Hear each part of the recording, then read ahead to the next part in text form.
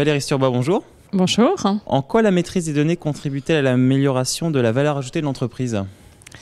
Alors, comme vous le savez, nous sommes dans une ère de l'information. Philippe de Sertine nous en a parlé ce matin. L'information, elle est vraiment au cœur de l'entreprise. Et ce que demandent les directeurs financiers, c'est d'avoir une information dynamique, qu'ils puissent remettre à jour rapidement, qui leur apporte de la valeur ajoutée.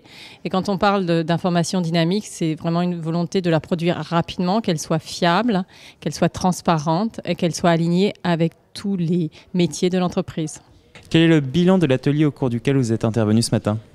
Alors, c'est un bilan très positif. Je suis très contente d'avoir participé à cet atelier. Je remercie notamment Lionel Mailly, qui était notre animateur et qui a contribué au succès de cet atelier. Je remercie aussi les deux directeurs financiers qui ont témoigné, à savoir Philippe Guillaumet de Le Safre et Jean-François Dauchy de Florimond-Després.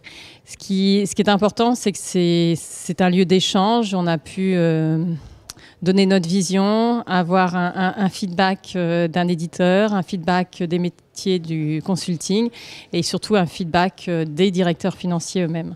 Justement, quels sont les points clés de cet atelier, en quelques mots ? Les points clés, c'est que ce que l'on demande maintenant, c'est de mettre de l'agilité dans le système d'information financier et qu'on puisse, et c'est la demande de tout le monde, c'est d'avoir une information rapidement et qu'elle soit fiable et qu'on puisse descendre dans le détail.